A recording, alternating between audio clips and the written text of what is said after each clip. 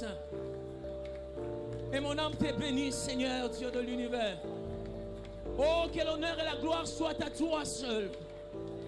Oh, que l'honneur et la gloire soient à toi seul. Car il n'y en a point comme toi, il n'y en aura jamais. Tu es l'unique de ton genre. Toi seul est Seigneur. Toi seul est Dieu. Il n'y en a point d'autre. Que tout l'honneur et la gloire soient à toi. Oh, les princes des vies, les princes des paix. Oh, les princes de vie, le prince de paix. Seigneur de gloire. Alléluia. Alléluia. Alléluia. Élève bien ta voix avec tes propres mots maintenant pour adorer Jésus. Alléluia. La gloire, le pouvoir à toi. Tout l'honneur, la gloire, le pouvoir à toi. Tout l'honneur, tout l'honneur, la gloire, le pouvoir à lui seul. Tout l'honneur, tout l'honneur,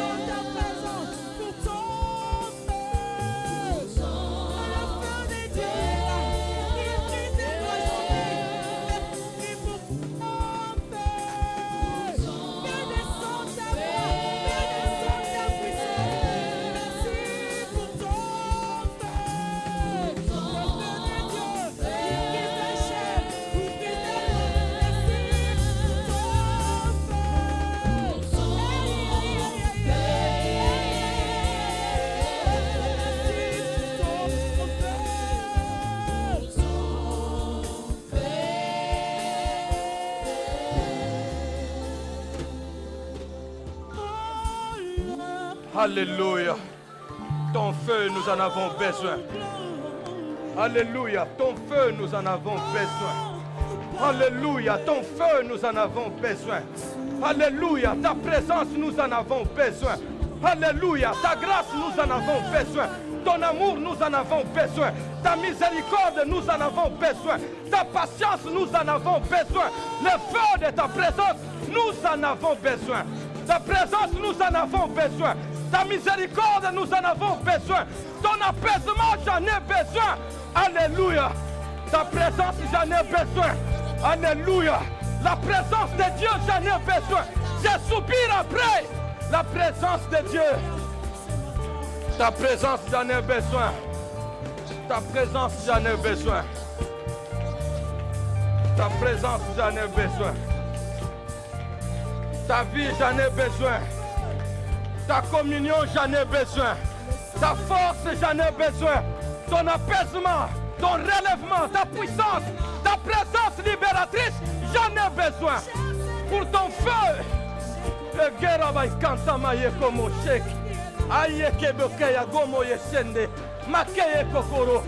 J'en ai besoin.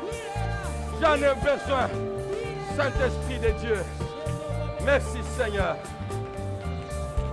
Merci Seigneur.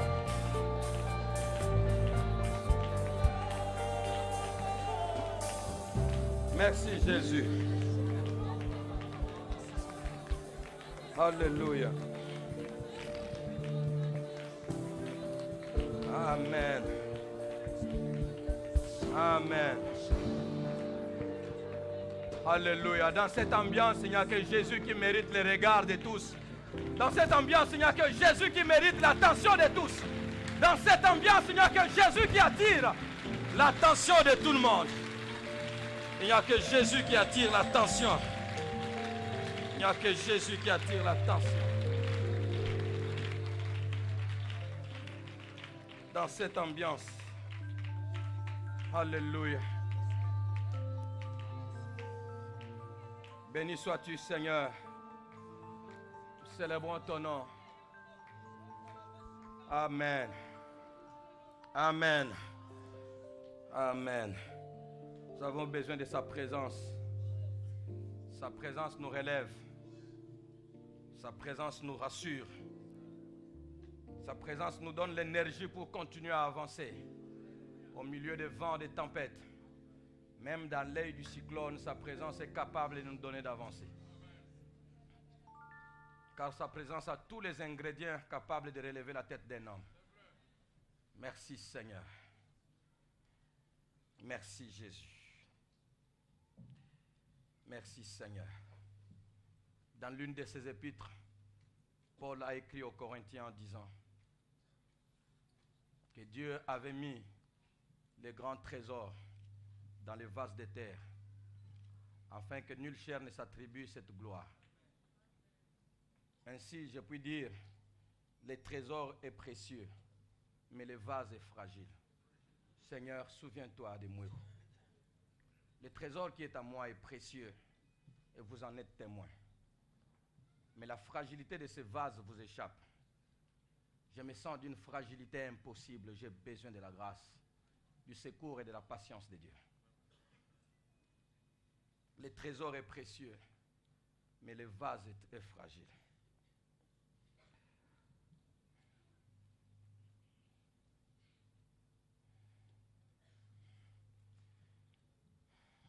Abraham, le patriarche 9. Je crois que ceux qui ont dit Amen ont prié pour moi.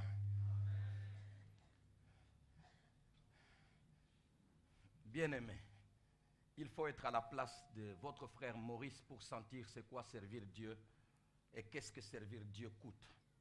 Il faut être à ma place. Ceux qui ont déjà été à ma place le savent. Et les serviteurs qui sont à ma place le savent. Mais beaucoup de ceux qui nous entendent et qui nous suivent et qui apprécient, ne les sachant pas, j'allais dire ne les savant pas, ne les sachant pas, toutes les fois que vous pouvez leur dire priez pour moi, Auteur a déjà bien. Les botans ont bien. Ma fille me disait ça la fois passée. Dit, mais les gens qui nous voient là, ils disent non, vous êtes bien. les parents sont bien, vous êtes bien, et puis tout va bien. Qu'est-ce que vous manquez? Vous ne manquez de rien? Et puis elle conclut en disant, oh, s'ils savaient qu'est-ce que nous traversons comme moment. Ça, ce n'est pas moi qui avais dit ça, c'est l'une de mes dernières filles.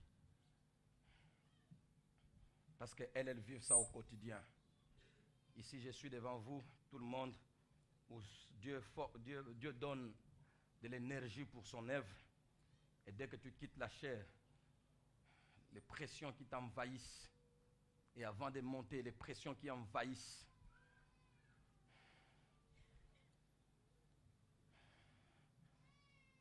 Le trésor est précieux, mais le vase est fragile. On a besoin de la grâce de Dieu. Merci de prier pour moi. Abraham, le patriarche, 9. Hier, j'ai suivi le numéro 8. Donc, le dernier numéro que nous avons vu sur Abraham. J'ai oublié de voir la date, je crois que c'est le 5 juillet. Vous voyez? Près d'un an. Ça m'a fait du bien lorsque j'ai suivi ça hier à notre chaîne. Heureusement que la chaîne existe. Ça m'a fait beaucoup de bien. J'ai dit, Seigneur, pendant que ça me faisait du bien, mon cœur tremblait.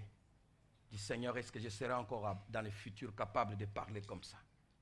J'ai prié, j'ai dit, Seigneur, souviens-toi de cet homme-là. Ça, je l'ai dit et je le dis souvent. Des fois en pleurant, des fois les larmes coulent dans les yeux, des fois les larmes sèchent. J'ai dit, Seigneur, souviens-toi de cet homme-là. Ce qu'il dit là est vrai. Souviens-toi de lui. Je me pose la question, Seigneur, Abraham, c'est le même Abraham. Parlerai-je encore d'Abraham comme ça? Ou d'un autre message comme ça? Chaque fois que je suis un message passé, j'ai l'impression que dans le passé, j'étais meilleur que maintenant. Je dis, Seigneur, s'il te plaît. Et demain, peut-être quand je suivrai le message d'aujourd'hui, je verrai comme si c'était meilleur que ce que je donnerai après. Je ne sais pas qu'est-ce qui se passe. Que Dieu me vienne en aide. Je tremble. Et je viens avec vous avec tremblement. Vous ne pouvez vous rendre compte. Abraham, le patriarche, 9. Genèse chapitre 12, nous lirons du 1er au 4e verset. Souvent nous arrêtions à 3. Là, comme nous commençons à avancer, alors nous lirons jusqu'au verset 4e. Genèse chapitre 12, du 1er au 4e verset, je lis au nom du Seigneur Jésus. Abraham, le patriarche, 9. L'Éternel dit à Abraham, va-t'en de ton pays, de ta patrie et de la maison de ton père, dans le pays que je te montrerai. Je ferai de toi, notez bien, je ferai de toi une grande nation et je te bénirai. Je rendrai ton nom grand et tu seras une source de bénédiction. Je bénirai ceux qui te béniront et je maudirai ceux qui te maudiront. Et toutes les familles de la terre seront bénies en toi. En toi. Abraham partit comme l'Éternel le lui avait dit. Et l'autre partit avec lui. Abraham était âgé de 75 ans, 75 ans, lorsqu'il sortit de Charan. Amen. C'est un vieux bien enraciné dans sa société et que tu es en train de détacher là. T'es-tu mis à sa place? As-tu connu sa peine? Comment quitter les milieux ambiants, son milieu habituel? Tu le détaches de toutes ses racines. Tu le détaches de tout ce qui fait sa fierté, de tout ce qui fait son assurance, de tout ce qui fait sa sécurité. Et tu l'as détaché pour l'amener quelque part que tu n'as pas encore indiqué. Il ne sait pas ça sera comment. Seigneur, pourquoi agis-tu en fonction envers des hommes de cette manière? Ne pouvais-tu pas l'utiliser en le gardant dans son milieu? Faut-il le déstabiliser d'abord? Seigneur, s'il te plaît, souviens-toi des hommes que tu utilises. Ce sont des vases dans lesquels tu veux mettre ton trésor. C'est vrai, mais le vase est fragile. Le vase est fragile. Ne le traite pas comme si tu traitais quelque chose qui est un matériel durable. Mouéhou est un vase fragile et tu l'as détaché de tout ce qui pouvait faire sa fierté, de tout ce qui pouvait faire sa sécurité. Tu l'as amené en l'air, il ne sait plus où se poser.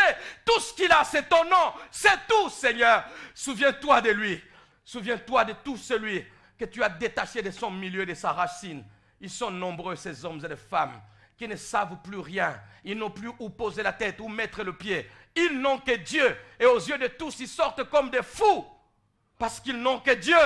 Et Dieu que l'on ne voit pas. Si tu pouvais être visible, qu'il te voit, que tu es plus précieux que tous, alors il nous donnerait raison de marcher avec toi. Tu es invisible. Et notre parole que nous leur adressons, que Dieu m'a appelé, ça sort de la folie. Tout le monde nous regarde comme des gens qui vont bientôt et très bientôt attraper la folie parce qu'ils se confient dans l'irréel. Seigneur, et c'est comme ça que tu traiteras tes serviteurs qui tournent au ridicule au milieu des hommes. Nous disons, tu ne l'as jamais fait. Merci Seigneur. Bénis ta parole et que chacun de nous ce matin apprenne à accéder à la folie de Dieu. Au nom de Jésus. Amen. Et que chacun de nous ce matin apprenne à accéder à la folie de Dieu. Nous voulons accueillir comme vous l'avez déjà fait. Applaudir très fort la parole du Seigneur. Acclamation. Je veux accéder à la folie de Dieu. Je préfère la folie de Dieu. Je préfère la folie de Dieu. Peu importe ce que je vais donner au monde comme allure. Peu importe ce que je vais donner au monde comme aspect. Je préfère la folie de Dieu. Je préfère la folie de Dieu. Après 8 messages sur ces patriarches, 8 messages qui ont traité, analysé la place d'Abraham dans le ciel et ses premiers pas dans sa marche avec Dieu. 8 messages. Après ces 8 messages qui ont traité la place d'Abraham dans le ciel et ses premiers pas dans la marche avec Dieu. Nous avons commencé par voir ce qu'il est aujourd'hui, avant de voir comment il avait commencé. Car la Bible dit que la fin d'une chose vaut mieux que son commencement. Nous tous qui avons bien commencé, nous tous qui avons fait des exploits, nous ne pouvons pas encore être loués, parce qu'il faut attendre la fin. Vous voulez louer aujourd'hui, demain, il n'est plus ce que vous avez cru. Et j'ai suivi plusieurs fois des chansons de frères, des chansons dans la musique chrétienne, des fois, Koboa Kamabanga, dans ce sens-là, ce n'est pas bon. Parce qu'il y a des serviteurs de Dieu qui ont été chantés, qui ont été lancés dans des chansons. À cette époque, c'était des références, sans tache, sans faille. Mais plus tard, vous suivez la même cassette, ça vous fait du bien. Mais le nom qui est là-bas, actuellement, le nom n'est plus ce qu'il était. Ça devient une tâche à la chanson. Donc la fin d'une chose vaut mieux que son commencement. La vie chrétienne vaut mieux à sa fin qu'à son début.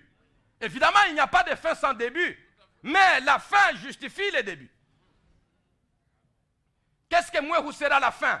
Je ne me bats pas pour comment j'ai commencé ou pour où je suis. Non, je me bats pour comment je vais terminer. C'est ça. Si c'était pour maintenir seulement ce que je suis, oh bien-aimé, il y a moyen de le faire autrement. Si Dieu me l'autorisait, vous faites autre chose. Mais le problème, c'est comment je vais terminer. La peur est beaucoup plus de comment je veux terminer. Et laisser l'héritage, dans cet héritage, ce message que moi, je donner dans cette ville, qui sont dans des CD suivis, le monde entier, des frères peuvent vous écrire pour dire, voilà, je suis à tel endroit, je suis à Dijon, en France, mais j'ai suivi sur YouTube ton message là de Samson. Oh, serviteur de Dieu, sois béni par SMS. Le monde entier me suit. Et ils vont rester avec ça. Et je suis encore le pasteur Vernon qui est en train de prêcher jusqu'à présent, gagnant et édifiant des âmes. Et il n'est plus. Et heureusement qu'il est parti sur la bonne note. Et si je pars sur la mauvaise note, je quitte la terre sur la mauvaise note, qu'est-ce que je ferai de cet héritage qui est sur les médias et que vous verrez? Priez pour moi, je vous en supplie. Il fallait pour moi ne pas faire ça, que de faire ça et ne pas arriver à la fin. Et justifier cela par la bonne fin. La fin d'une chose vaut mieux que son commencement. Et nous avons vu Abraham qui a commencé. Nous n'avons pas voulu voir comment il a commencé, mais déjà comment il a terminé. Cet homme qui est sorti de son pays, il est sorti de son pays, et tout le monde le sait. Ce n'est pas un voyage préparé. Ce n'est pas un déplacement planifié, non. Il ne savait pas où il allait. Et pourtant, même le paradis de Dieu a décidé de s'appeler désormais le Saint d'Abraham. Quand il sortait, il ne savait pas où il allait. Mais à sa fin, même le paradis de Dieu, les lieux rêvés de tout le monde, a décidé de prendre son nom.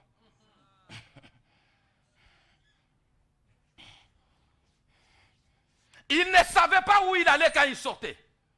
Tout le monde de sa génération et tout le monde de son village, de sa ville, savait que cet homme vient de disjoncter. Quelque chose est dévissé en lui. Quelque chose, vous voyez quand quelqu'un ne va pas bien, vous dites quoi? C'est-à-dire quelque chose est dévissé. Quelque chose est, tu as disjoncté, voilà. Tu n'es plus ce que tu étais. Nous ne te connaissons pas. Abraham, où est-ce que tu vas? Mes amis, je dois partir d'ici. Ça ne peut pas être possible, moi, rester sinon. Tu pars où? Tu as planifié ça depuis quand? Sarah, tu n'as pas entendu ce que j'ai entendu. Mais allons. Comment? Nous allons où? Nous avons tout ici. Champs et tout. Nous avons ici. Nos frères, nos familles, tout ça. La contrée nous connaît. Nous allons où? Dis-moi. On peut quitter d'un village à un autre, ou bien d'une ville à une autre. Nous allons où? Je ne sais même pas où est-ce que nous allons. Mais allons. Quelle folie! Quelle folie! C'est lui qui avait quitté son pays sans savoir où il allait. Nous le voyons devenir quelqu'un d'important au point que même le paradis de Dieu a décidé de s'appeler désormais les saints d'Abraham. Non seulement le ciel, non, la terre d'où il est parti, sinon la terre dont le village a vu Abraham partir sans savoir où il allait. Mais même le ciel a dit, tu nous as tellement tous influencés que désormais, si la terre ne te donne pas de nom, nous au ciel, le paradis de Dieu s'appellera désormais les saints d'Abraham parce que tu as impacté et la terre et le ciel. Hommes et femmes, nous ferons beaucoup de choses sur la terre. Mais si le ciel ne témoigne pas de nous, ce que nous aurons fait sur la terre, tout est nul. Tout est nul. Si un jour le ciel ne témoigne pas positivement à notre endroit de tout ce que nous aurons fait sur la terre, prédicateur de l'évangile, puissant serviteur, ressuscitant les morts et autres, si un jour la terre, tout ça, nous l'aurons bougé, la terre, elle n'est pas reconnaissante. La terre, elle reste terre.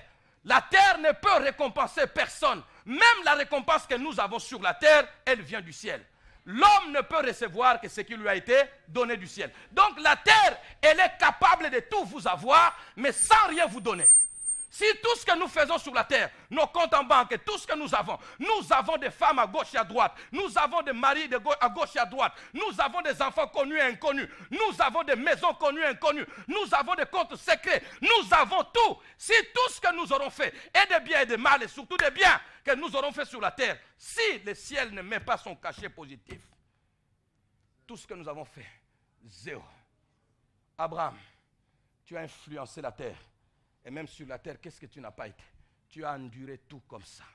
Mais tu as tenu à rester sur ta lancée. Alors, cette influence-là sur la terre, nous ne l'avons pas encore vue depuis que Adam a été créé sur la terre. Alors, le ciel, pour garder ces souvenirs-là, le ciel dit désormais, le paradis de Dieu sera appelé les saints d'Abraham. Comme Lumumba, qui avait influencé l'Afrique, le Congo, l'Afrique et le monde.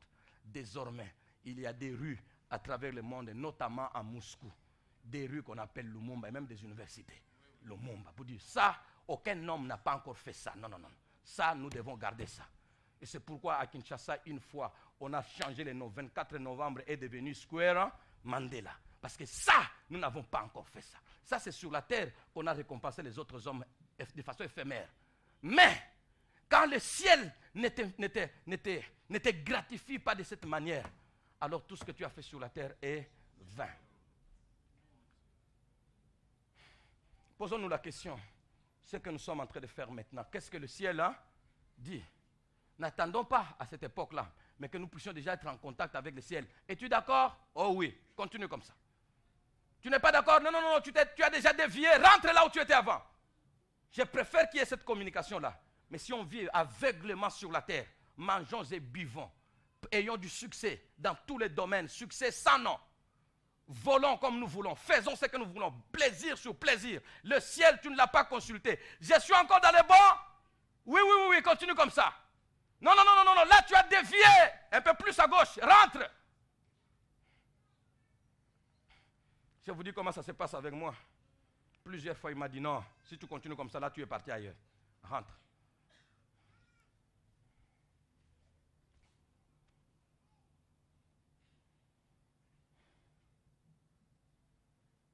Il ne savait pas où il allait. Et pourtant, même le paradis de Dieu a décidé de s'appeler le Saint d'Abraham.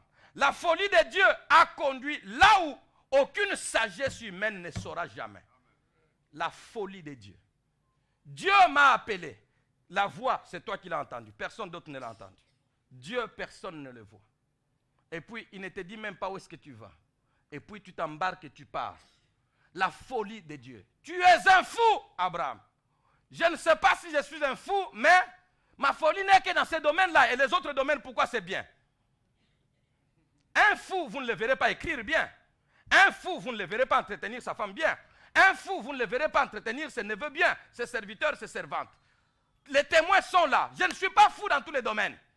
Si j'étais un fou, alors, même les serviteurs que j'ai dans les champs, que j'ai dans les troupeaux, tout ça, ils allaient voir, non, notre maître n'a jamais été comme ça. Notre maître tout le monde voit que l'équilibre est comme ça a toujours été. Sauf le fait qu'il sort du pays sans savoir où il va. Un fou, ce n'est pas comme ça. Pourquoi seulement un seul domaine? Prenez un fou normal, vous le mettez ici. Il ne va ni écrire, ni s'asseoir calmement, ni prendre la position des hommes bien. Non, même s'habiller, il peut enlever les habits à votre présence. Tout il fait. Comment il serait fou seulement dans un domaine? Non, ça ce n'est pas de la folie. C'est pourquoi quand il est sorti, même les serviteurs disent non, je préfère partir avec un patron comme ça. Vous l'appelez fou, mais moi je n'ai pas vu de changement. Bien aimés, nous ne sommes pas des fous. Et si nous le sommes, nous ne sommes pas des fous selon les hommes. Nous sommes fous de la folie de Dieu. La folie de Dieu vaut mieux que la sagesse des hommes. Car la folie de Dieu a conduit cet homme jusque dans le paradis de Dieu à changer son nom. Là où la sagesse des hommes ne peut jamais rien oser nous apporter. Aucune sagesse, aucune science ne peut faire ça. Le ciel, nous n'entrerons pas au ciel par la sagesse humaine. C'est de la folie qu'il faut avoir. Croire dans un homme, croire dans un soi-disant sauveur, il est mort et puis il est ressuscité. Tout ce qu'on dit là-bas, c'est historique. Rien de palpable comme ça. Non, nous croyons que son sang nous purifie, d'accord. Son sang là est où? Toi, tu es né il n'y a pas longtemps. Mais lui est mort il y a longtemps. Le sang là a déjà séché quelque part. Ça n'existe pas. Et puis avec tous les troubles qu'il y a là-bas, cataclysmes et autres, le sang là, qui l'a recueilli quelque part pour continuer à vous laver, vous tous? Vous êtes des fous! Oui! Nous sommes des fous! Mais notre folie a fait qu'aujourd'hui, l'homme que vous méprisiez hier est devenu stable dans la société. Comment? Qu'est-ce qui t'a fait ça? Je ne sais pas ce qui m'a fait ça, mais une seule chose, j'ai cru en Jésus, avec son message de ce sang passé, dépassé, de ce message que vous dites ancien et vieux, dépassé. C'est ce message qui m'a fait ce que je suis devenu, qui m'a rendu ce que je suis devenu. La folie de Dieu a transformé des hommes et des femmes, là où la sagesse, les études et les diplômes n'arrivent pas à le faire.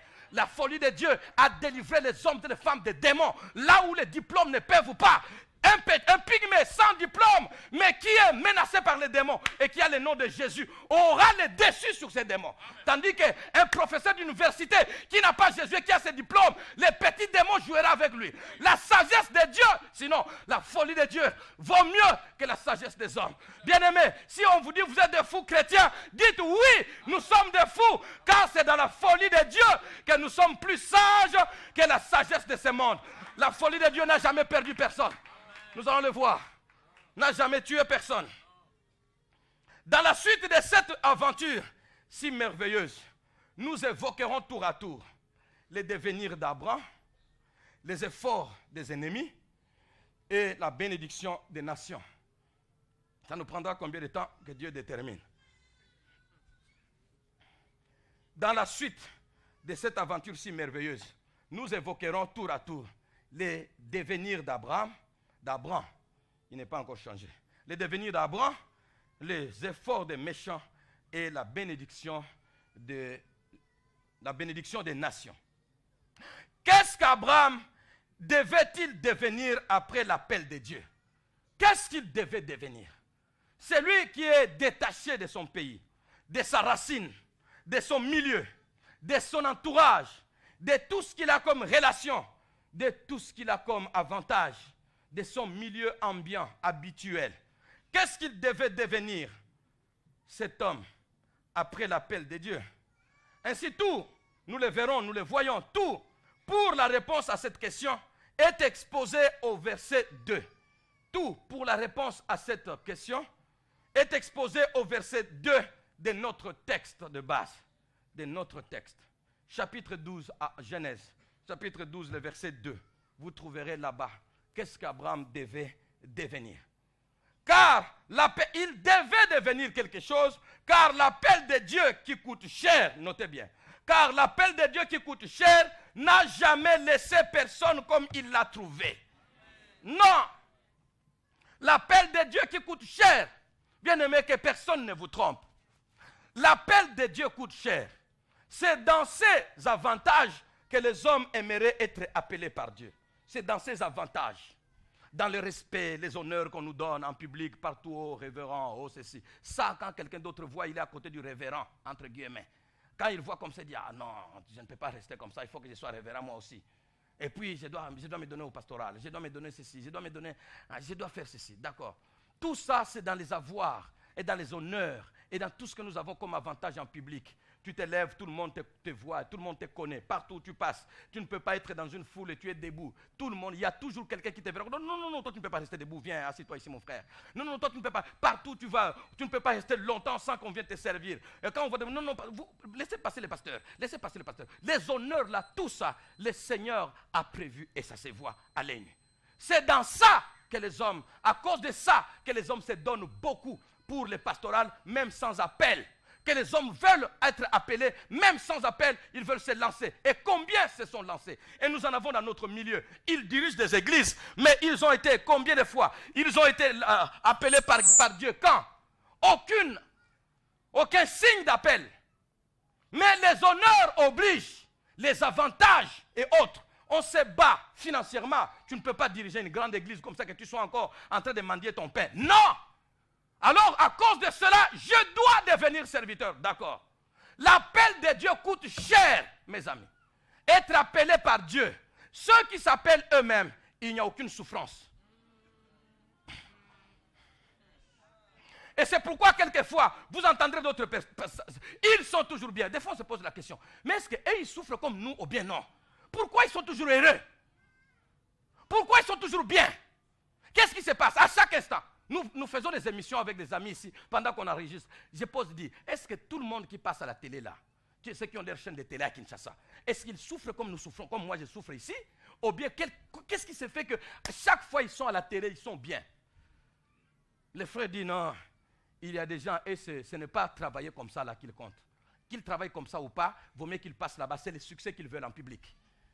Je dis, comment on peut aimer la télé tout en souffrant comme ça? Bien aimé, c'est souffrant, c'est pénible. Et depuis que la télé a commencé, notre travail a augmenté, je ne sais pas de combien. C'est devenu dur et très dur. J'ai l'impression que peut-être qu'à un moment qu'on stoppe un peu. Ou qu'on s'arrête seulement au direct, les autres émissions, que ça disparaisse un peu. C'est très dur être à la télé. Les gens te voient comme on me voit là-bas. Ah, voilà comment il est. Ah, cet homme ici. Voilà ce que j'aimerais être comme les révérends. Attention!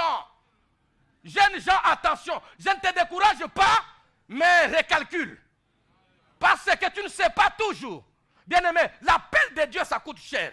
L'appel de Dieu en tant que ministre de la parole, mais aussi l'appel de Dieu en tant que chrétien pour se convertir. Ça coûte cher, mes amis. Vous, chrétiens qui êtes là, et vous qui nous suivez là, vous voulez devenir des chrétiens, c'est bon. C'est pour vous que nous sommes là. Jésus veut que vous soyez sauvés. Mais nous vous disons déjà avant, il y a des choses difficiles en devenant chrétien. Jésus ne l'a pas caché. Il a dit lui-même que celui qui veut me suivre se charge de sa croix. Donc que personne ne vous trompe. Viens au Seigneur, tu voyageras, tu te marieras, tu feras toutes ces choses. Non, en premier lieu, ce n'est pas d'abord ça. Ça, ce sont des choses qui viennent après. Mais lui, il commence par celui qui veut me suivre, qu'il prenne sa croix. Chrétien, prépare-toi à porter la croix. Si tu n'es pas capable de porter la croix, alors recule. Tu ne pourras pas te marier sans la croix. Tu ne pourras pas voyager au nom de Dieu sans la croix. Tu ne pourras pas porter les souliers au nom de Dieu sans la croix. Mais avec la croix, tu auras les souliers. C'est pourquoi il a dit, il n'y a personne de ceux qui m'auront suivi, de ceux qui auront abandonné tout. Femmes, enfants, frères, famille, tout, maison, ils ont abandonné. Lui leur dit quoi? que non, ils resteront comme cela. Non. Il leur dit, ils auront cela au centuple dans ce siècle ici. Les prédicateurs de la prospérité s'arrêtent là. Et là, il est un puissant homme de Dieu. On les soulève. Mais ils n'arrivent pas à compléter l'autre aspect là-bas. Avec des persécutions. Ça, c'est la croix. Maintenant, qui veut les souliers de Dieu? Est-ce que vous avez vu encore beaucoup de gens? Bien-aimés, une chose est vraie, que quel que soit ce que ça coûte, l'appel de Dieu est plus avantageux. Il n'y a rien de plus précieux, de plus avantageux, de plus agréable, de plus goûtant que l'appel de Dieu. Il y a la souffrance dedans, mais le bonheur que le Seigneur donne dedans est plus important, plus élevé que la souffrance qui se trouve dedans. Mais je veux vous dire que l'appel de Dieu coûte cher. L'appel de Dieu coûte cher. La vie chrétienne coûte cher. La vie chrétienne coûte cher. La vie chrétienne coûte cher. Si tu n'as pas encore pleuré, tu pleureras un jour dans la vie chrétienne. Si tu n'as pas encore gémi, tu gémiras un jour dans la vie chrétienne. Tu t'es glorifié hier. Je suis devenu chrétien. Ça, c'est le jour d'hier. Mais le jour d'aujourd'hui ou de demain, les larmes sont au rendez-vous. Il n'y a pas de chrétien sans larmes. Ça, je peux vous le dire. Si les gens vont dire que je vous décourage, peu importe. Il n'y a pas de chrétien sans larmes.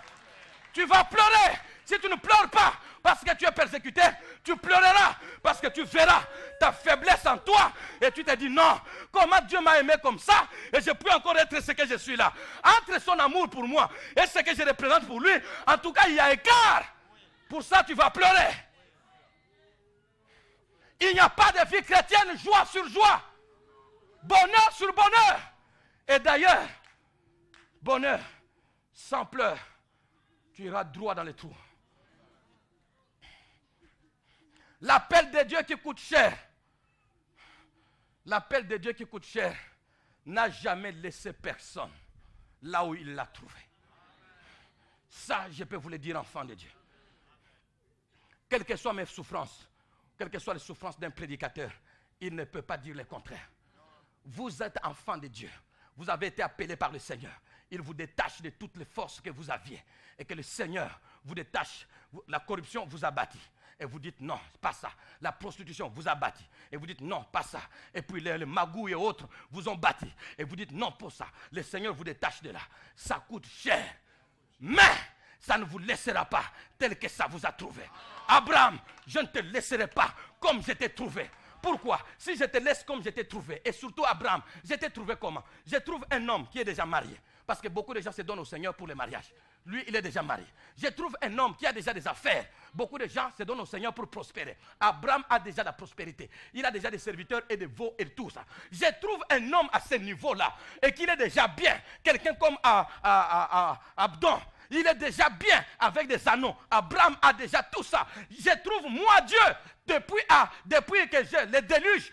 Il n'y a plus personne qui me connaît convenablement sur la terre. Et je vais me révéler pour la première fois à un homme. Et il est déjà bien. C'est lui que j'ai choisi. Je pouvais prendre le plus pauvre de la société. Mais j'ai pris celui-là. Il a déjà sa femme. Il a déjà ses neveux, sa famille. Il n'a pas d'enfant. C'est vrai. Mais il a déjà des biens. Et il est honoré pour cela. Des serviteurs sont avec lui. Je prends un homme comme cela. Je le fais marcher avec moi. Il a dit à tout le monde que moi je ne sors pas par moi-même. Ce ne sont pas les affaires qui m'amènent. Ce ne sont pas ma famille. Ce n'est pas ma famille ou quoi que ce soit qui m'amène. Ce qui m'amène, c'est que j'ai entendu la voix. La voix là, ce n'est pas la voix du nana. La voix là, ce n'est pas la voix de Dieu auquel nous sommes habitués. Je le connais. Il ne parle pas comme ça. Cette voix là doit être la voix de quelqu'un de plus suprême.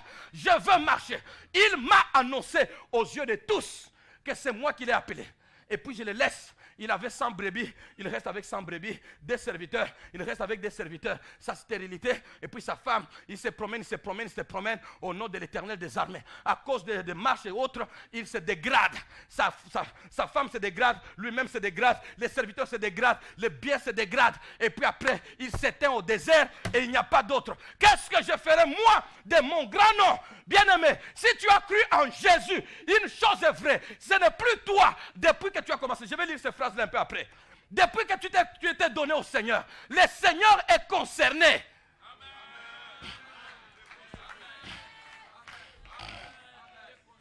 Je vais dire à un vrai enfant de Dieu, je ne parle pas aux foules qui viennent pour prospérer.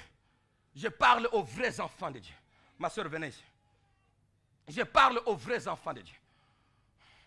Si elle pleure et souffre à cause de l'évangile, tu montreras au monde ce que tu as fait d'elle.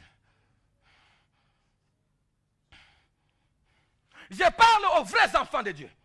Les seigneurs, depuis le jour où tu t'es donné, les souffrances ont commencé. Mais depuis ce temps-là, sache que ce n'est plus ton affaire. Le Seigneur est concerné. Je n'ai pas caché que c'est toi qui m'as appelé.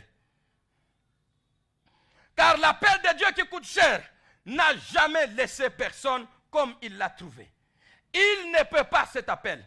Il ne peut pas passer inaperçu. Dieu y veille pour défendre son honneur. Dieu y veille pour défendre son honneur. Depuis que tu es devenu enfant de Dieu, sache que ce n'est plus ton affaire. Dieu veillera à toi à cause de son nom. Abraham n'a pas caché. Est-ce que toi tu as caché dans ton quartier que c'est Jésus qui t'a sauvé? Non. Si tu l'as caché, va leur dire que désormais je me comporte comme ça parce que c'est Jésus qui m'a délivré, sauvé. Va leur dire. Parce que tu as dit à haute voix que c'est Jésus qui m'a sauvé. C'est devenu l'affaire de Jésus. Si tu n'as pas encore été sauvé par Jésus, non, je ne parle pas de ceux-là. Jésus, il dira que je ne t'ai jamais connu. Mais ceux qui ont été appelés par le Seigneur, avec une mention claire du Seigneur, avec des preuves claires que Dieu vous a touché, et c'est lui qui vous impose cette vie que vous avez, c'est devenu l'affaire de Dieu. Alors Dieu dit au verset 2, qu'est-ce qu'il devait devenir? Je t'ai détaché, je t'ai tout pris, je t'ai demandé de quitter ton milieu. Et moi, je te laisserai comme ça, tu ne me connais pas, Abraham. Alors Dieu dit, je ferai de toi, verset 2, je ferai de toi une grande nation. Et je te bénirai. Et je rendrai ton nom grand. Et tu seras une source de bénédiction. Notez, mes amis, qu'est-ce qui se passe là? Dans la première partie de cette méga promesse, parce que je l'ai appelée méga promesse, je ferai de toi une grande nation, je te bénirai, je rendrai ton nom grand, et tu seras une source de bénédiction. Voilà. Dans la première partie de cette méga promesse, nous trouvons un triple emploi du pronom je. Un triple emploi du pronom je. Je ferai de toi une grande nation. Je te bénirai. Je rendrai ton nom grand. Une triple emploi du pronom je. Comme pour dire à Abraham, sortir de ton pays, partir de ta patrie, était ta part à toi. Tu ne joueras plus aucun autre rôle dans ce que tu dois devenir. Autrement dit, ton avenir est mon affaire. Ce qu'il fallait que tu fasses, c'est ce que tu as fait. Bien-aimé, Dieu est un Dieu juste. Dieu ne te demandera pas de souffrir sur toute la route. Dieu ne te demandera pas de payer le prix sur toute la route. Tu payes le prix au début, tu payes le prix au milieu, tu payes le prix à la fin. Non, ça ce n'est pas le Dieu de la Bible. Si vous le rencontrez quelque part, dites ce n'est pas le Dieu de la Bible. Le Dieu de la Bible ne laissera personne payer le prix au début, payer le prix au milieu, payer le prix à la fin. Le Dieu de la Bible te demande de payer un prix. Quand tu l'as payé, et lui vient avec ce que toi tu ne peux pas faire. Abraham, sortir de ton pays, ça c'est ta part. Laisser ta patrie, ça c'était ta part que tu devais faire. Mais tu n'auras plus aucun autre rôle à jouer dans ce que je veux faire dans ton devenir. Ton avenir m'appartient. C'est mon tour maintenant de faire ce que toi tu as fait avant. Alléluia. C'est mon tour de faire ce que toi tu as fait. Mon tour de faire, de compléter ton action par mon action. Tu es sorti de ton pays. Tu es parti de ta patrie. Tu ne joueras plus aucun autre rôle dans ce que tu vas devenir. Ton avenir est mon affaire. Si tu joues un autre rôle, alors quelle est ma place à moi? C'est pourquoi le Seigneur va introduire ce triple emploi du pronom je. Je ferai de toi, je te bénirai, je rendrai ton nom grand. Ça ne sera pas toi, ça sera moi, je. Ça sera moi, je. tu n'auras plus rien d'autre à faire. Bien-aimé, nous n'avons pas à faire des choses pour le Seigneur avec notre force. Quel que soit ce que le Seigneur t'a demandé d'abandonner, il t'a demandé d'abandonner à un jour, à un moment, à un temps donné. Il ne te demandera pas d'abandonner tout à tous les moments au point que tu restes dépouillé sans avenir. Ce Dieu-là n'est pas le Dieu de la Bible. Ce Dieu-là n'est pas le Dieu de la Bible. Seigneur, j'ai fait ça, j'ai fait ça, j'ai fait ça. Seigneur, tu continues. Non. Le Dieu de la Bible n'appelle personne pour la servir. Le Dieu de la Bible ne délivre pas un esclave pour lui donner un autre esclavage plus rude. Le Dieu de la Bible ne sauve pas le pécheur pour le plonger davantage dans un état de péché plus élevé. Le Dieu de la Bible ne sauve pas quelqu'un de la pauvreté pour le plonger encore dans une pauvreté sans nom. Le Dieu de la Bible ne guérit pas les malades pour le plonger dans une maladie sans fin. Le Dieu de la Bible ne délivre pas de l'esclavage pour te plonger dans des chaînes sans fin. Le Dieu de la Bible, quand il te délivre avec souffrance, c'est vrai. Il te délivre pour l'avenir que tu n'as pas encore goûté, que tu n'as pas encore connu, que tu n'as pas encore expérimenté. Abraham, ce que tu es, tu l'es. C'est ce que tu as gagné dans ton pays. Je t'ai demandé de sortir, tu es même sorti avec. Si tu veux, Abraham, décris l'état dans lequel je t'ai trouvé. Et tu gardes ça. Et tu vas voir ce que je vais faire de toi. Si à la fin de tout, tu es semblable tel que tu étais sorti de ton pays, alors moi l'Éternel, je suis nul dans ta vie. Que chacun de nous imagine d'où le Seigneur l'a tiré. Que chacun de nous imagine dans quel état il était où le Seigneur l'a pris. Bien-aimé, au milieu, nous pouvons connaître la formation de Dieu. La formation de Dieu, c'est un peu semblable à des épreuves. La formation de Dieu, c'est un peu semblable au danger. Mais la formation de Dieu ne veut pas dire c'est la destruction qui nous guette. Non. La formation de Dieu, c'est pour nous parfaire, afin de bien jouir de ce qu'il nous donnera après. Mais quant à ce que nous devenons, le Seigneur fera tout. Et le Seigneur a toujours fait que ça soit supérieur à ce que nous avons été avant. Afin qu'entre avant Dieu et après Dieu, la différence soit nette. Afin que les hommes sachent que ça, il est devenu avec le Seigneur. Ça, il a été dans notre pays. Mais ça, il est devenu avec le Seigneur. Le pays de Chaldée en Chaldée peut témoigner aujourd'hui. Abraham est sorti de chez nous comme un fou. Mais comment il est devenu le patron, entre guillemets, c'est lui qui a donné le nom au paradis de Dieu. Ça, nous ne savons pas. Mais une chose que nous savons, c'est qu'un jour il nous avait dit qu'il avait entendu la voix du ciel. Et nous confirmons maintenant que la voix du ciel a conduit notre fils de cette manière jusqu'à influencer la terre et le ciel. Bien-aimé, Dieu ne te laissera pas. Dis à ton voisin, Dieu ne te laissera pas là où tu as trouvé. Tu ne mourras pas dans l'état dans lequel Dieu t'a trouvé. Tu ne mourras pas dans l'état dans lequel Dieu t'a trouvé. Tu ne mourras pas dans l'état dans lequel Dieu t'a trouvé. Quel état que ce soit, état spirituel, état matériel, état intellectuel, état moral, état social, dans n'importe quel état, tu ne mourras pas, à moins que tu sois comme le brigand à la croix. Il te sauve à la seconde tu meurs. Mais si le Seigneur te donne une année sur la terre, après l'avoir vu, cette année-là, tu auras un témoignage à donner aux autres. Si le Seigneur te donne 2 ans sur la terre, ces 2 ans-là, il produira quelque chose que tu montreras aux autres. Car la présence de Dieu doit se manifester par des choses que Dieu seul sait faire.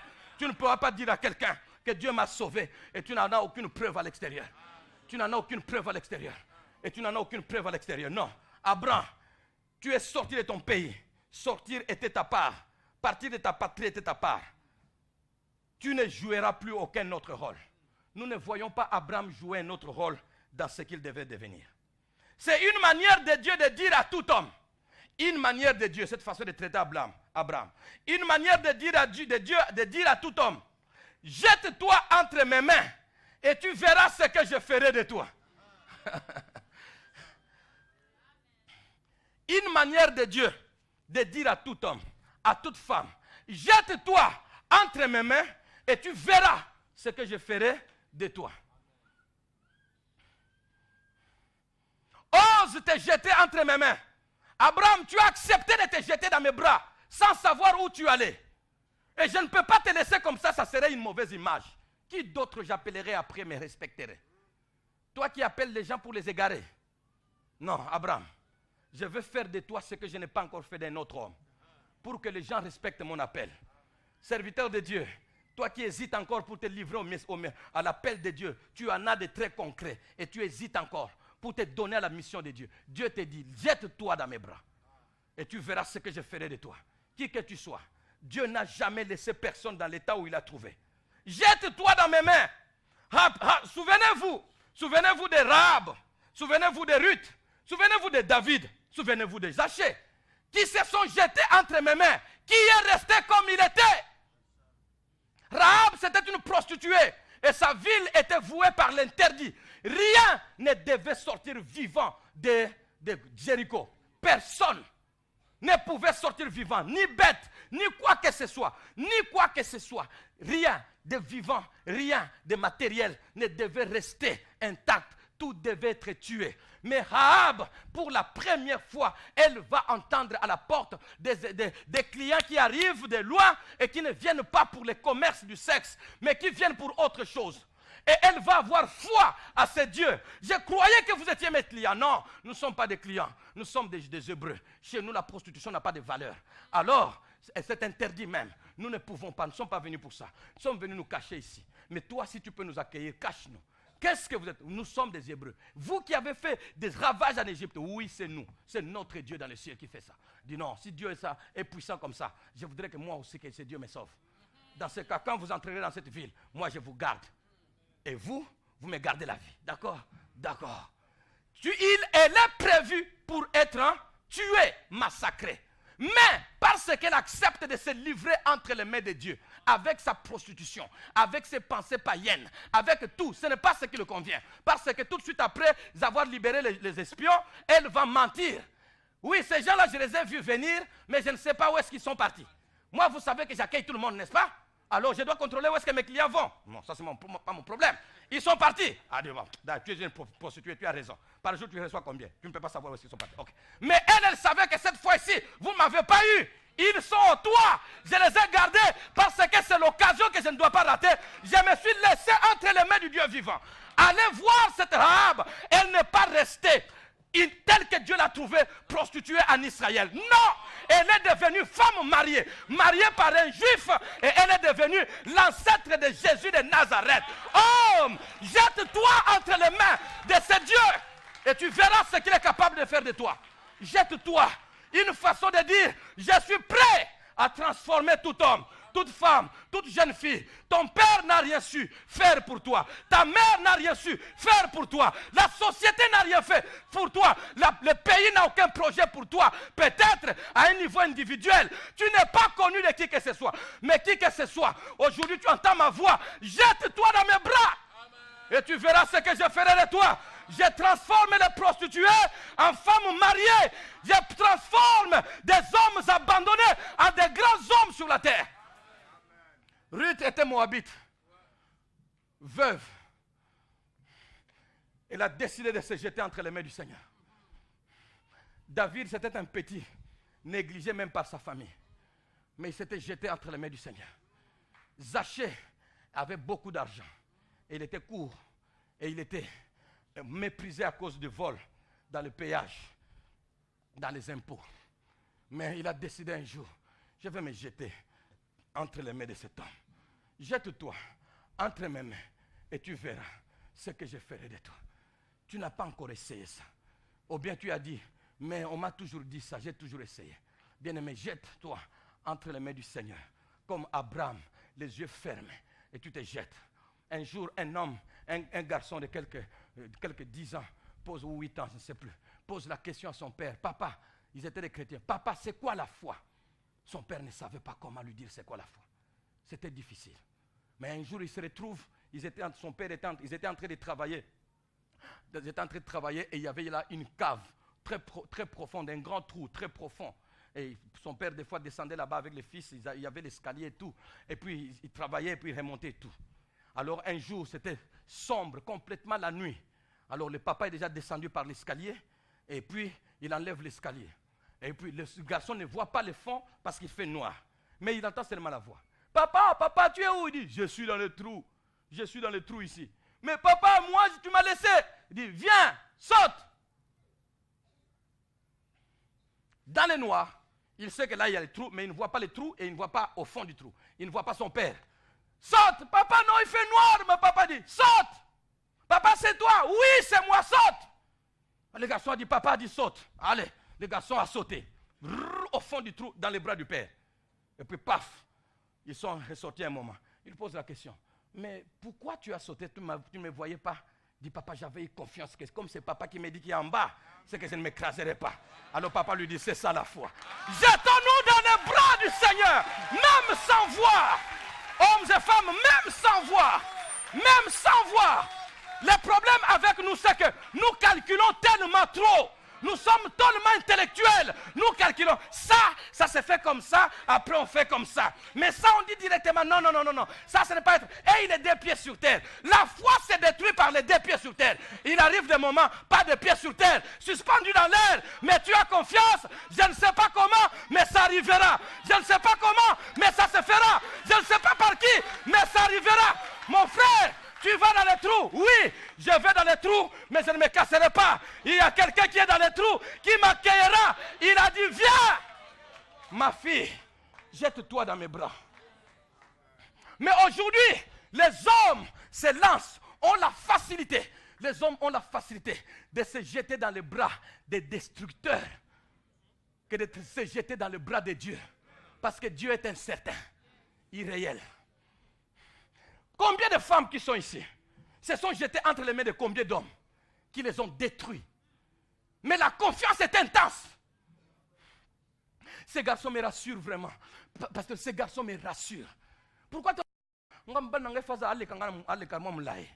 mais pour quelle raison? Dit oui, parce que je sens la sécurité et la protection. Non, c'est vrai, ça se passe bien. Vous avez raison. Je préfère les regarder comme ça, je sens que je suis couvert. C'est ça la sécurité que Dieu a voulu donner. Mais ces hommes-là ont détruit combien de femmes? Il y a des femmes qui sont devenues des épaves entre les mains des hommes. Mais ces hommes-là reçoivent, pendant qu'ils détruisent une ici, une autre dehors est en train de lutter pour entrer, pour venir entre ses mains. Pendant qu'il détruit l'autre ici en Zanza, une troisième là-bas, et vraiment, vraiment, depuis la sécurité. Attention! Il a déjà détruit combien? Combien de femmes ont détruit des hommes? J'ai vu des femmes qui ont jeté des hommes par terre. Hommes, ne vous mariez pas n'importe comment. Parce qu'il y a des femmes qui sont capables de te trouver là et de te ramener plus bas. Et elles disparaissent de ta vie. Et tu deviens moi sur Abebsa Vinanga. Oui, avec ces femmes et ces hommes, nous avons la promptitude de nous lasser entre leurs mains. Mais le Dieu puissant, très sûr. Non, il est incertain. L'état est arrivé où nous allons voir la différence entre ceux qui se lancent dans les bras des hommes et ceux qui se lancent dans les bras du Seigneur. Entre ceux qui se lancent dans les bras des entreprises et ceux qui se lancent dans les bras de l'Éternel. L'état est arrivé. Bien-aimé, tu ne seras pas déçu. L'Éternel sait ce qu'il te faut. L'Éternel a prévu. Ça sera difficile, mais il a prévu.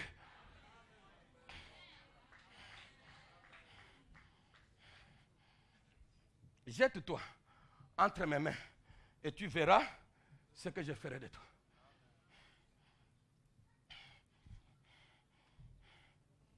Les hommes se jettent facilement entre les mains des destructeurs.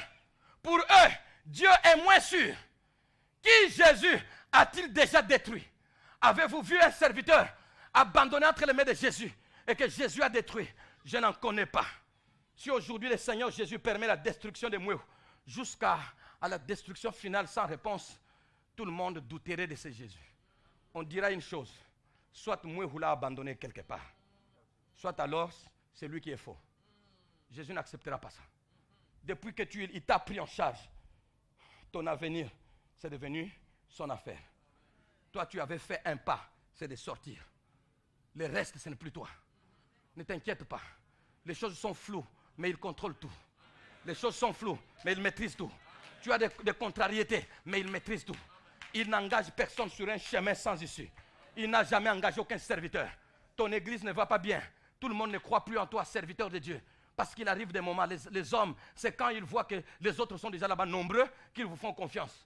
Même vous, tous tels que vous êtes là-bas, même ceux qui nous suivent à la télé, ils peuvent vous apprécier. Oh, ces serviteurs, Dieu nous a bénis avec ces serviteurs. D'accord. Mais au début, nous n'étions pas, ce n'était pas un autre Maurice, c'était le même ici.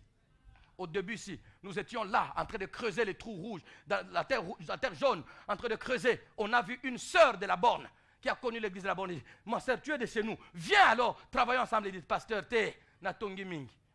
Binobo tonganano, bo banda, na bandel pe l'église mingi. Bo bandanan. Comme pour dire, qu'est-ce qui prouve que vous irez loin?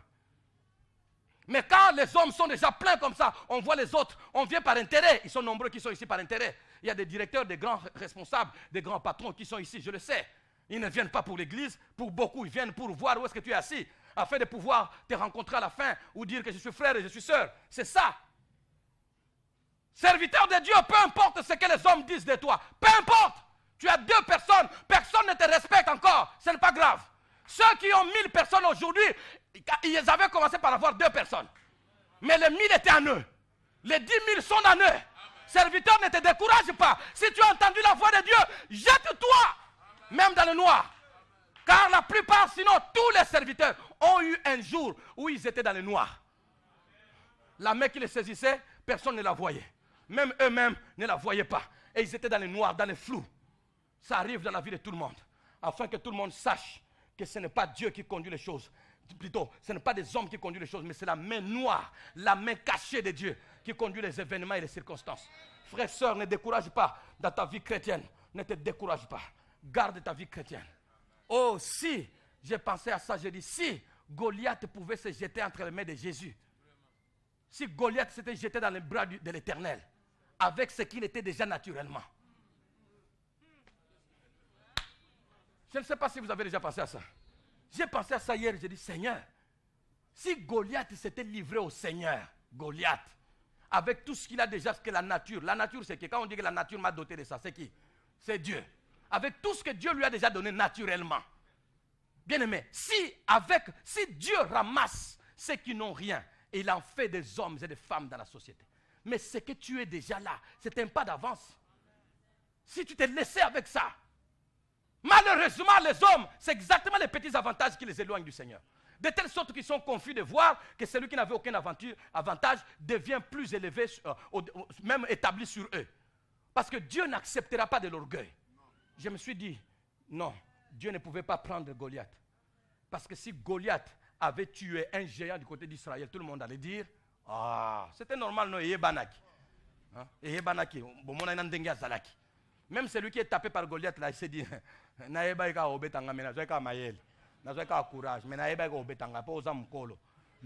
Dieu quand il voit comme ça, il dit non, cet homme ne donnera nullement la gloire à Dieu.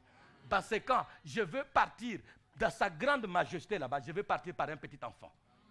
Au moins tout le monde va détourner le regard de lui pour le tourner vers moi. Parce qu'ils ne donneront pas à David la lutte contre Goliath, David gagné naturellement. Non. Tout le monde saura que ça c'est moi. C'est pourquoi la plupart des fois, ce sont les faibles qui acceptent le Seigneur. Mais ceux qui ont déjà un tout petit peu de moyens, diplôme, argent, ceci, cela, un peu de succès, ceux-là disent, bon écoute, je vais chercher quoi encore? Si tu pouvais te donner avec ce que tu as là, tu aurais plus d'avantages. Malheureusement, tu perds le temps. Malheureusement, tu perds le temps. Malheureusement, tu perds le temps dans les diplômes. Et tu perds le temps dans les comptes en banque qui te trompent. Tu perds le temps. Et vous avez entendu avec des banques qui ont bougé un peu ces jours ici. Vous avez entendu les gens. Qu'est-ce qu'ils se disent? Non, mais pasteur, vous avez quelque chose dans la banque. Prenez ça. Où est-ce qu'on met? Oh non, on creuse le trou à la maison. Ah, on ne creuse aucun trou. Ça reste là-bas. C'est une pourriture. C'est lui qui m'a donné vivant. Si j'ai 10 francs, ça reste là-bas. Vous aussi. C'est Dieu qui nous a donné, n'est-ce pas? Faut-il trembler à tout moment? Vous prenez ça, non, je vais mettre, non, maintenant je vais me promener avec. Et puis après, non, mais on peut me voler. Et puis, tu deviens esclave de ce que Dieu t'a donné. Laisse tomber! Si on enlève tout, il donnera plus que ce qu'on a enlevé. C'est ce que Job a expérimenté. Bien-aimés, nous avons besoin de nous confier au Seigneur. Avec tout ce que nous sommes, ou alors sans tout ce que nous sommes, nous n'avons rien, nous nous donnons quand même à lui. C'est lui qui se sera jeté entre les mains du Seigneur. Il ne restera pas les mêmes. Baissons nos têtes dans la prière.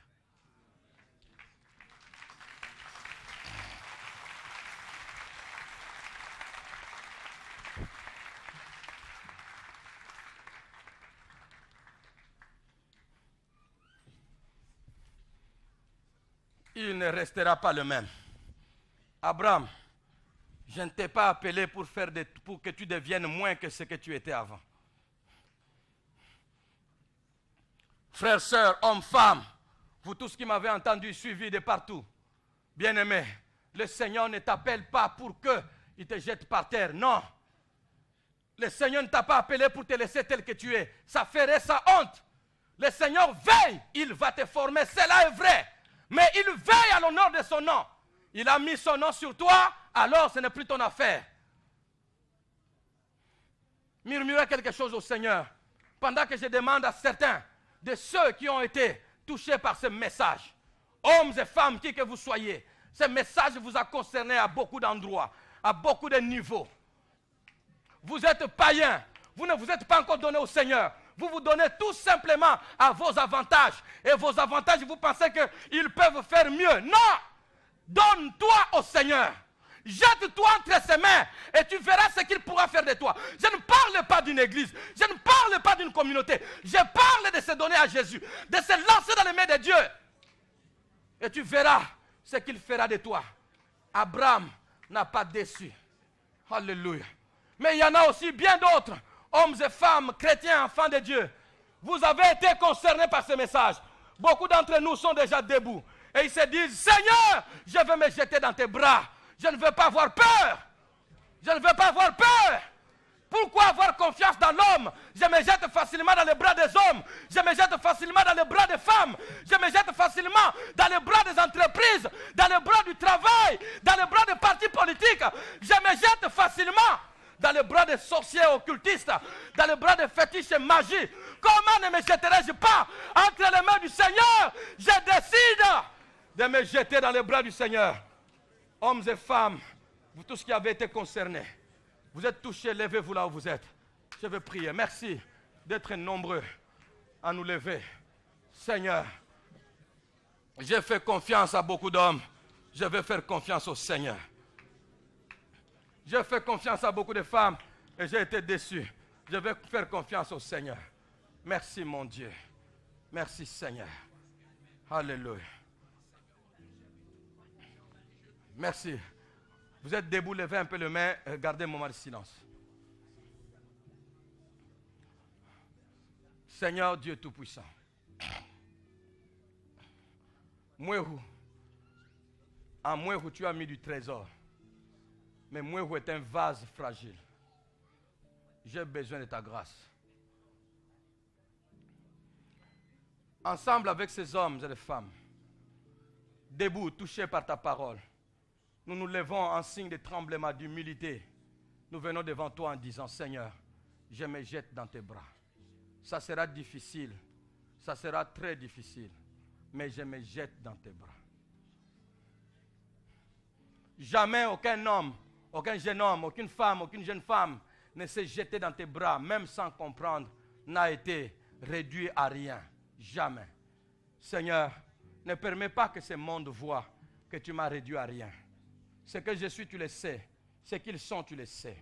Mais ce que toi, tu as décidé pour nous, ne t'échappe pas, Seigneur. Que rien ne t'empêche de l'accomplir. Entre tes mains, personne ne devient moins que rien. Seigneur, s'il te plaît. Au nom de Jésus. À partir de maintenant, fais voir au monde ce que tu as fait de nous. Merci, Seigneur.